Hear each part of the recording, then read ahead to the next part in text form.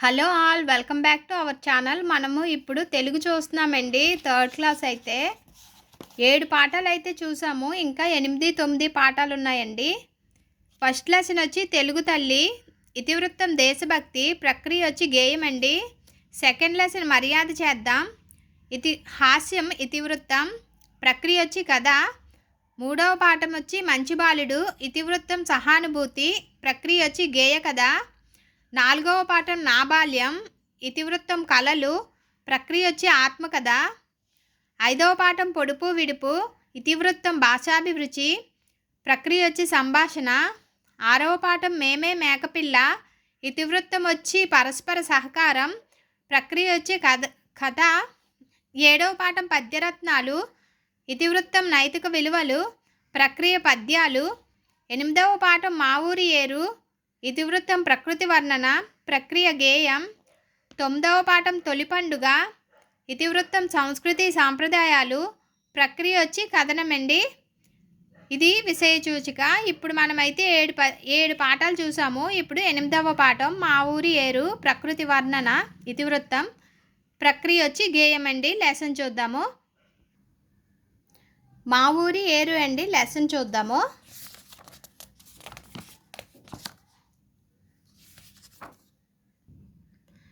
ప్రక్రియ వచ్చి గేయం, ఇతివృత్తం వచ్చి ప్రకృతి వర్ణన. మా ఊరి ఏరు, చూడచక్కని ఏరు, చూడచక్కని ఏరు మా ఊరి ఏరు, ఏడాదికొకసారి ముచ్చటగా పారు, ఏటి మధ్యను గల్లవు నల్లని గుండ్లు, ఏటికిరువైపులా మొగలి పొదరిండ్లు, చూడచక్కని ఏరు మా ఊరి ఏరు, పొదరిండ్లు దాగి మొగలి మొగ్గలు, మధుర సుగంధంబు దిక్కులను జల్లు, వానబావుగా గురిసి చెరువులు నిండు, వరద వచ్చిన వేళ చూడాలి మీరు, చూడచక్కని ఏరు మా ఊరి ఏరు, ఉప్పొంగి మా ఏరు ప్రవహించుతుంది, ఉరవడితో మా ఏరు ప్రవహించుతుంది, హోరుహోరున రోదలు వినువీధి ముట్ట, హొయలుగా మా ఏరు ప్రవహించుతుంది, చూడవలనే గాని చెప్పంగలేము మూన్నాళ్ళ తిరునాల మాయేటి వరద, ఆ పైన ఆ పొంగు ఏమౌనో గాని ఆశ్చర్యంగా ఏరు ఇంకిపోతుంది, ఇంకిపోయిననేమి మాయేటిలోన ఇసుక తిన్నెలు కనుల పండుగై ఉండు, ఎవ్వరేమనుకున్నా మాకేమి కొరత మా ఏరే మాకొక్క ఉద్యానవనము, చూడచక్కని ఏరు మా ఊరి ఏరు. చూడండి పిక్చరు, ప్రకృతి వర్ణన అనమాట. అర్థాలండి.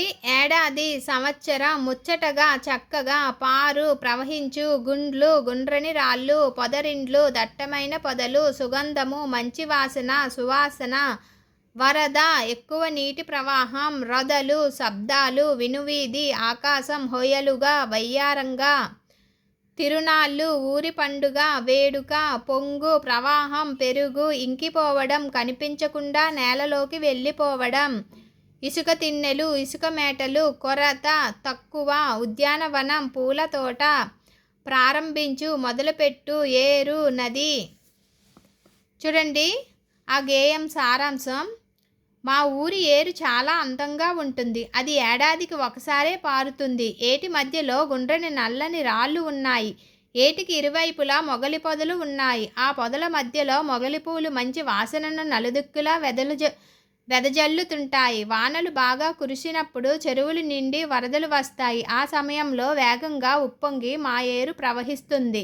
హోరు హోరుమనే శబ్దంతో ఏరు ప్రవహిస్తుంటే ఆ అందం మాటలతో చెప్పలేము. ఏటి వరద 3 నాళ్ళ ముచ్చటై ఆ తర్వాత ఏమవుతుందో గాని ఆశ్చర్యంగా మాయమైపోతుంది. నీరు ఇంకిపోయినా ఏటిలో ఉండే ఇసుక తిన్నెలు ఎంతో అందంగా కనిపిస్తాయి. మా ఊరి ఏరు మాకొక అందమైన పూలతోట. చూడండి కవి పరిచయం వచ్చి మధురాంతకం రాజారాం 5-10-1930 నుండి 1-4-1999 వరకు ఉన్నారు. సుప్రసిద్ధ కథకులు. రాయలసీమ జీవితాన్ని ప్రతిబింబిస్తూ 400కు పైగా కథలు రాశారు. మానవ సంబంధాల్లోని సున్నిత పార్శ్వాలను చిత్రించారు. ఉత్తమ ఉపాధ్యాయులు. కేంద్ర సాహిత్య అకాడమీ పురస్కారాన్ని అందుకున్నారు. మధురాంతకం రాజారాం. చూడండి, ఈ మాసపు పాట అని పాఠం చివరైతే ఒక పాట ఇచ్చారండి. పంట చేల గట్ల మీద నడవాలి, ఊహలేము రెక్కలొచ్చి ఎగరాలి, మా ఊరు ఒక్కసారి పోయి రావాలి, జ్ఞాపకాల బరువుతో తిరిగి రావాలి, వయ్యారి నడకలతో ఆయేరు, ఆయేరు దాటితే మా ఊరు, ఊరి మధ్య కోవెల, కోనేరు ఒక్కసారి చూస్తిరా తిరిగిపోలేరు, పచ్చని పచ్చిక పైన మేము వాల్చాలి, పచ్చని పచ్చిక పైన మేను వాల్చాలి, పైరగాలి వచ్చి నన్ను కౌగిలించాలి, ఏరుదాటి తోటతోపు తిరగాలి, ఎవరెవరో వచ్చి నన్ను పలకరించాలి, చిన్ననాటి నేస్తాలు చుట్టూ చేరాలి, మనసు విప్పి మాట్లాడే మనుషులు కలవాలి, ఒకరొకరు ఆప్యాయతలొలకబోయాలి, ఆగలేక నా కన్నులు చెమ్మగిల్లాలి. చూడండి, కవి పరిచయం వచ్చి పాలగుమ్మి విశ్వనాథం గారు 1/6/1919 నుండి 25/10/2012 వరకు ఉన్నారు. పాలగుమ్మి విశ్వనాథం ఆకాశవాణిలో పనిచేశారు. లలిత సంగీతానికి ప్రచారం కల్పించారు. వేలాది పాటలకు సంగీతం కూర్చారు. గీతకర్త. నెక్స్ట్ అండి, పాఠం చివర ఈ మాసపు కథ అని ఒక చిన్న కథ అయితే ఇచ్చారు, చూద్దాము. చూడండి, పంచతంత్ర కథలు. ఒకప్పుడు బాసురకం అనే పెద్ద సింహం ఉండేది. అది అడవికి రాజు. ప్రతిరోజు ఎన్నో జంతువులను వేటాడి చంపేది. కానీ దానికి రోజుకొక్క జంతువు చాలు. ఒకరోజు అడవిలో జంతువులన్నీ బాసురకం దగ్గరకు వెళ్ళాయి. ప్రభు, రాజు కర్తవ్యం తన భృత్యుల్ని రక్షించడం, వాళ్ళను నాశనం చేయడం కాదు. మీరు అనవసరంగా ఎన్నో జంతువులను చంపుతున్నారు. మీరు మీ గుహలోనే ఉంటే మేము మీకు ఆహారంగా రోజు ఒక జంతువును పంపుతాం. మీరు దాన్ని చంపి తినవచ్చు అన్నాయి. సింహం ఒప్పుకుంది. కొంతకాలం ఈ ఏర్పాటు ప్రకారమే జరిగింది. ఒకరోజు ఒక కుందేలు వంతు వచ్చింది. అది సింహం గుహ వైపు మెల్లగా నడవడం ప్రారంభించింది. త్రోవలో పెద్ద బావి కనిపించింది. కుతూహలంతో ఆ బావిలోకి తొంగి చూసింది. తన ప్రతిబింబం కనిపించింది. దానికి మెరుపులాంటి ఆలోచన తోచింది. సాయంకాలం దాకా ఉండి అది సింహం గుహకు వెళ్ళింది. సింహం ఆకలితో నకనకలాడుతూ ఉంది. కోపంతో ఊగిపోతూ ఉంది. కుందేలుపై అరిచింది. నీవు నాకు సరిపోయేంత జంతువువి కాదు. పైగా ఇంత ఆలస్యం చేశావు. నిన్ను జంతువులన్నిటినీ కూడా చంపుతాను. కుందేలు చెప్పింది, మహారాజా, నా మీద కోపగించకండి. జంతువులకు తెలుసు మేం చాలా చిన్న జంతువులమని. అందుకే నాతో పాటు మరో ముగ్గురిని పంపాయి. తోవలో మరో సింహం ఎదురైంది. తను మీకంటే పెద్దదాన్నని, బలమైన దాన్నని చెప్పింది. తనే అడవికి నిజమైన రాజునని చెప్పింది. నాతో వచ్చిన 3 కుందేళ్లను చంపి తిన్నది. ఈ విషయమంతా చెప్పడానికి నన్ను మీ వద్దకు పంపించింది. బాసురకానికి చాలా కోపం వచ్చింది. ఆ కొత్త సింహాన్ని చూడడానికి కుందేలుతో బయలుదేరింది. కుందేలు దాని బావి దగ్గరకు తీసుకువెళ్ళింది. సింహం నీళ్లలో తన నీడను చూసుకుంది. బావిలో మరొక సింహం ఉన్నట్లు భ్రమించింది. భయంకరంగా గర్జిస్తూ బావిలో దూకింది. దాంతో బాసురకం పని పూర్తయింది. కుందేలు సంతోషంగా ఈ వార్తను జంతువులన్నింటికీ చెప్పింది. అన్నీ కలిసి క్రూరసింహం పీడ విరగడైనందుకు పండగ చేసుకున్నాయి. 8వ పాఠం అయితే అయిపోయిందండి. ఇప్పుడు 9వ పాఠం కూడా చూసేద్దాం. తొలి పండుగ. చూడండి, మనకి 3rd క్లాస్లో అయితే మనకి గ్రామర్ అయితే ఏమీ ఉండదండి. కవి పరిచయాలే ఉంటాయి. ఇతివృత్తం, ప్రక్రియ నోట్ చేసుకోవాలి. నెక్స్ట్ లెసన్ వచ్చి తొలి పండుగ అండి. ఇతివృత్తం చూద్దాము. తొలి పండుగ సంస్కృతి సాంప్రదాయాలండి. ఇతివృత్తం వచ్చి, ప్రక్రియ వచ్చి కథనం. లెసన్ చూద్దాము.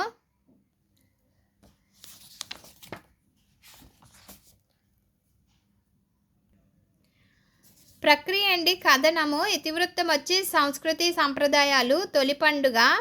మాధవరం చాలా అందమైన గ్రామం. ఆ ఊరి చివరన ఉండే తాతల నాటి వేప చెట్టు ఆ గ్రామానికే అందం. అంతేకాదు అది పిల్లలకు ఆట స్థలం, పెద్దలకు రచ్చబండ కూడాను. సెలవు రోజుల్లో పిల్లలంతా అక్కడికి ఆడి పాడి ఆనందంగా గడిపేస్తారు. తెచ్చుకున్న పదార్థాలు అందరూ కలిసి పంచుకొని ఇష్టంగా తింటారు. రవి అంటే పిల్లలందరికీ చాలా ఇష్టం. రవి చాలా బాగా పాటలు పాడుతాడు. అయితే రవి నడవలేడు. వాళ్ళ అక్క లత రవిని చక్రాల కుర్చీలో అక్కడకు తీసుకొని వస్తూ ఉండేది. ఆ రోజు సెలవు కావడంతో ఆనంద్, శామ్యూల్ వేప చెట్టు కిందకు చేరారు. వాళ్ళిద్దరూ తమ మిత్రులు రాక కోసం ఎదురుచూస్తున్నారు. వసంత ఋతువు కావడంతో వేపపూత రాలి నేలంతా తెల్లగా పరుచుకుని ఉంది. ఆ పక్కనే ఉన్న మామిడి చెట్టు గుత్తులు గుత్తులుగా కాయలు వేలాడుతూ కమ్మని వాసన ఇస్తున్నాయి. అదిగో లత రవి వస్తున్నారా, అదిగో లత రవి వస్తున్నారా అన్నాడు ఆనంద్. వాళ్ళు బుట్టలో ఏవో తెస్తున్నారా అన్నాడు శామ్యూల్. లత రవిని అక్కడికి చక్రాల కుర్చీలో తీసుకొని వచ్చింది. ఏం చేస్తున్నారా, ఏం తెచ్చారు మీరు అని అడిగింది లత శామ్యూల్ని. నేను బెల్లం ముక్కలు తెచ్చానక్క, ఆనంద్ జామకాయలు తెచ్చాడు. ఇంతకు మీరేం తెచ్చారు అని అడిగాడు శామ్యూల్ వాళ్ళ బుట్టల వైపు చూస్తూ. చాలా తెచ్చాం, కూర్చోండి అన్నాడు రవి. ఆనంద్ గబగబా వెళ్ళి ఆ పక్కనే రాలిన బాదాం ఆకులు ఏరుకొచ్చాడు. వాటిని పక్కన ఉన్న పొలంలోని పంపు నీటిలో కడిగి తెచ్చాడు శామ్యూల్. ఆకులు పరుచుకొని తెచ్చుకున్న పదార్థాలు పంచుకోసాగారు మిత్రులు. అబ్బా, పూర్ణం బూరెలు, గారెలు, పరమాన్నం నాకు ఎంత ఇష్టమో అన్నాడు ఆనంద్. ఈరోజు ఉగాది పండుగ కదా, మా అమ్మ చేసింది. వీటన్నింటికంటే ముందు ఉగాది పచ్చడి తినాలి అంటూ గిన్నె మూత తీసి అందరికీ తలా కొంచెం పంచాడు రవి. అరే భలే ఉందే ఉగాది పచ్చడి, తీయ తీయగా, పుల్ల పుల్లగా, చేదు చేదుగా అంటూ లొట్టలు వేశాడు శామ్యూల్. అప్పుడే పక్కన ఉన్న పొలంలో పని పూర్తి చేసుకుని చెట్టు కిందికి చేరాడు రంగయ్య తాత. తాత చేతులు కడుక్కో, నీకు ఉగాది పచ్చడి పెడతాను, తర్వాత పూర్ణాలు గారెలు కూడా పెడతాను అంది లత. రంగయ్య తాత చేతులు కడుక్కొని లత పెట్టిన పచ్చడి తిన్నాడు. నా బంగారు తల్లివమ్మ, పచ్చడి చాలా బాగుంది అని మెచ్చుకున్నాడు. ఇంతకీ పిల్లలు ఉగాది పచ్చడి ఎందుకు చేస్తారో మీకు తెలుసా అని అడిగాడు రంగయ్య తాత.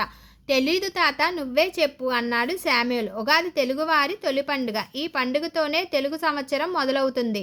అందుకే దీనిని తెలుగు సంవత్సరాది అని, యుగాది అని పిలుస్తాము అన్నాడు. పచ్చడి గురించి చెప్పు తాత అని అడిగాడు ఆనంద్ మధ్యలో కల్పించుకుంటూ. నీకెప్పుడు తిండిగోలే, తాతని చెప్పని, మధ్యలో అడ్డుపడకు అని కోప్పడింది లత. తాతతో సహా వారందరూ నవ్వారు ఆ మాటకి. చెబుతున్న వేపపూత, లేత మామిడి ముక్కలు, కొత్త చింతపండు, కొత్త బెల్లం, ఉప్పు, కారాలను కలిపి ఉగాది పచ్చడి చేస్తారు పిల్లలు. దానిలో చేదు, వగరు, పులుపు, తీపి, ఉప్పు, కారం ఇలా ఆరు రుచులు ఉంటాయి. ఈ పచ్చడినే దేవుడికి నైవేద్యంగా పెడతారు. ఈ పచ్చడిలో వివిధ రుచులు ఉన్నట్లే మన జీవితంలో కూడా బాధలు, కష్టాలు, సుఖాలు, సంతోషాలు కలగలిసి ఉంటాయని, వాటన్నింటినీ మనం సమానంగా తీసుకోవాలని దీని భావం అని ముగించాడు రంగయ్య తాత. అవును తాత, వీటిని షడ్రుచులు అంటారని మా టీచర్ చెప్పారు అని గుర్తు చేశాడు ఆనంద్. సరే నాయనా, కాసేపు ఆడుకొని ఇంటికి వెళ్ళండి. పండుగంటే ఆనందాన్ని అందరితో పంచుకోవడమే అంటూ అక్కడి నుండి లేచి వెళ్ళిపోయాడు రంగయ్య తాత. ఆ తరువాత కొద్దిసేపు ఆటలతో పాటలతో గడిపారు. రవి చక్కని పాటలు పాడి అందరినీ సంతోషపరిచాడు. పిల్లలందరూ అక్కడి నుండి బయలుదేరారు. ఇంటికి వెళ్లే దారిలో రామాలయం దగ్గర సామియానా వేసి తోరణాలు కడుతున్నారు. అదేమిటో చూద్దామని అక్కడికి వెళ్ళారు పిల్లలు. లైటింగ్ దండలు కట్టే కరీముల్లాని చూసి, కరీం మామ, ఎందుకు ఇవన్నీ కడుతున్నారు అని అడిగాడు శామ్యూల్. ఈరోజు ఉగాది కదా, పంతులు గారు పంచాంగం చెబుతారు. అంటే కొత్త సంవత్సరంలో వాతావరణ వివరాలు, దేశ విదేశాల్లో జరిగే విశేషాలను ముందుగానే చెబుతారన్నమాట అని వివరించాడు కరీముల్లా. ఓ అలా అయితే మేము ఇక్కడే ఉండి వినేసి వెళ్తాము అని కుర్చీలో కూర్చున్నారు పిల్లలు. లెసన్ అయితే అయిపోయిందండి. అర్థాలున్నాయి, చూద్దాము. గ్రామం, ఊరు, పల్లెటూరు, కమ్మని, మంచి, చక్కని, తొలి, మొదటి, ప్రారంభం, మొదలు, ఆది, మొదలు, నైవేద్యం, దేవుడికి పెట్టేది, నివేదన చేసేది, షడ్రుచులు, 6 రుచులు, పంచాంగం 5 భాగాలు కలది. పంచాంగం 5 భాగాలు కలది, విశేషాలు, కొత్త విషయాలు. అయిపోయిందండి 9వ పాఠం. మనకి ఇక్కడ ఒకటి ఇచ్చారు చూడండి. తాతయ్య, కింది సంభాషణలు చదవండి, తెలుగు సంవత్సరాలు, నెలలు, రాసులు గురించి తెలుసుకోండి. తేజ అంటున్నాడు, తాతయ్య ఈ పెళ్లి పత్రికలో సార్వరీనామ సంవత్సరం అశ్వయుజయ మాసం ఏకాదశి ధనిష్ట నక్షత్రం అని రాసి ఉంది. తాతయ్య, సార్వారి అనేది తెలుగు సంవత్సరాల్లో ఒక సంవత్సరం పేరు. సంవత్సరాలు మొత్తం 60. చూడండి, సంవత్సరాలు మొత్తం 60. ఇది ఒక బిట్ అండి. ఇక్కడ అన్నీ ఉన్నాయి సంవత్సరాలు, చదువుతాను.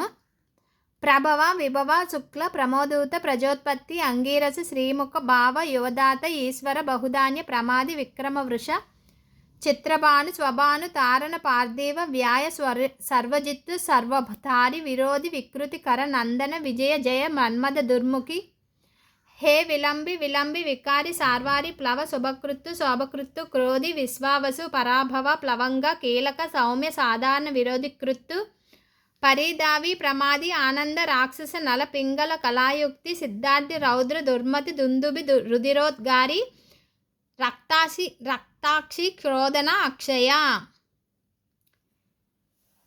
ఇవి 60 సంవత్సరాలండి. ఇక్కడ ఉంది చూడండి, సార్వారి అనేది తెలుగు సంవత్సరాల్లో ఒక సంవత్సరం పేరు. సంవత్సరాలు మొత్తం 60. నెక్స్ట్ చూద్దాము. మళ్ళీ తేజ అంటది, అమ్మో ఎంత బాగా గుర్తున్నాయి తాతయ్య నీకు. మరి అశ్వయుజ మాసం అని ఉంది, అదేమిటి తాతయ్య? జనవరి నుండి డిసెంబర్ వరకు ఉన్న నెలలు ఆంగ్ల సంవత్సరానికి చెందినవి. అయితే మన తెలుగువారికి ప్రత్యేకమైన నెలలున్నాయి. వాటిని తెలుగు నెలలు అంటారు. అవి చైత్రం, వైశాఖం, జ్యేష్టం, ఆషాఢం, శ్రావణం, భాద్రపదం, అశ్వయుజం, కార్తీకం, మార్గశిరం, పుష్యం, మాఘం, ఫాల్గుణం. తేజ అంటది, అమ్మో నీకు చాలా తెలుసు తాతయ్య. తాతయ్య మరి వీటన్నిటిని నీవు బాగా నేర్చుకోవాలి, సరేనా? తేజ సరే తాతయ్య. చూడండి, ఇక్కడ మనకి పండగల విజయ Deepavali, Christmas, Dasara, Holi, Sriramanavami, Sankranti, Bakrid, Muharram, good Friday, Rakhi, Vinayaka Chavithi, Ramzan. ఇలాగేనండి పిల్లలకి యాక్టివిటీలు అయితే ఉంటాయి 3rd క్లాస్లో. లాస్ట్లో ఈ మాసపు పాట ఇచ్చారు చూడండి. ప్రతి లెసన్కి ఈ మాసపు పాట, ఈ మాసపు కథ అని ఒక పాట, ఒక చిన్న కథ ఇస్తున్నారు కదా. అందాల తోటలో బాల ఏమంది, ఆడగా పాడగా తోడు రమ్మంది, గున్నమామిడి పైన కోయిలేమంది, కూ అంటే కూ అన్న కొంటే ఎవరంది, నిండుగా పూరి విప్పి నెమలి ఏమంది, నృత్యాలు నాట్యాలు నేర్చుకోమంది, చెట్టు కొమ్మన రామచిలుక ఏమంది, సగము కొరికిన పండ్లు చవిచూడమంది, చెంగుని ఎగిరి జింక ఏమంది, పరుగు పందెములోన పసచూడమంది, అంతలంతల మేయు ఆవు ఏమంది, ఆగి తీయని పాలు త్రాగి పొమ్మంది, కొత్తగా కొన్నట్టి గుర్రమేమంది, స్వారీ చేస్తే నీవు సాహసుడు వంది, విరియబూచిన పండు వెన్నెలేమంది, వింత వింతల కథల విందు నేడంది. చూడండి కవి పరిచయం. కస్తూరి నరసింహమూర్తి. ఈ పాట కస్తూరి నరసింహమూర్తి గారు రచించిన పాపాయి సిరులు అనే గేయ సంపుటి నుండి తీసుకున్నారు. చూడండి, అందాల తోటలో అనే పాట.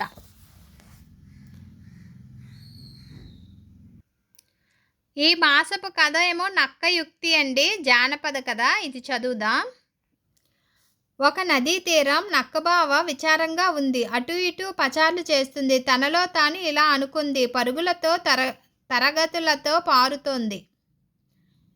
ఇప్పుడు ఈ నది దాటడం ఎవరి తరం? ఎక్కడో పడింది వాన, వరదలా వచ్చింది నీరు. ఎప్పుడు తీస్తుంది నీరు? ఎలా చేరతాను ఇల్లు? నక్కబావ ఉపాయమేదని ఆలోచిస్తూ ఉంది. అంతలో నదిలో ఒక ముసలి బయటికి వచ్చింది.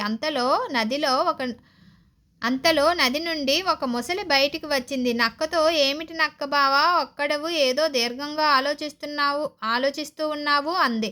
మెరుపుల నక్కబావ మదిలో మెరిసిందో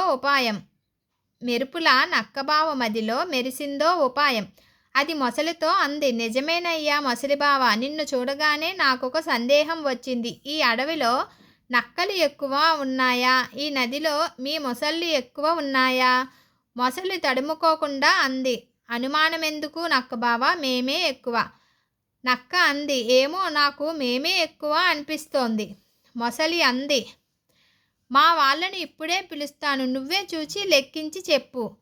మొసలి తమ వాళ్ళనందరినీ పేరు పేరున పిలిచి వరుసగా ఓ ఒడ్డు నుండి ఆ ఒడ్డు వరకు నిలబెట్టించింది.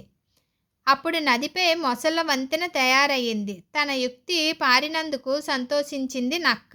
ఇక్కడ నుండి అందరినీ లెక్కించాలంటే కష్టం, నేను ఒక్కొక్కరిపై ఎగురుతూ లెక్కిస్తాను అంది. మొసలి సరే అంది. నక్క ఒక్కొక్క మొసలిపై దూకుతూ నది దాటింది. అప్పుడు మొసలి, ఇప్పుడు లెక్కించావుగా చెప్పు, మేమే కదా ఎక్కువ ఉన్నది అంది. అప్పుడు నక్క నవ్వి, ఈ నది దాటడానికి నేను వేసిన ఎత్తు అది, ఎవరెక్కువ అయితే మాత్రం వచ్చే లాభం ఏంటి అంది. నక్క తెలివికి మొసలి ఆశ్చర్యపోయింది. అయిపోయిందండి, మొత్తం లెసన్స్ అయితే పెట్టాను 3వ తరగతి. ఈ వీడియో నచ్చినట్లయితే లైక్ చేయండి. నెక్స్ట్ వీడియోలో 4th క్లాస్ అయితే పెడతానండి. Bye friends.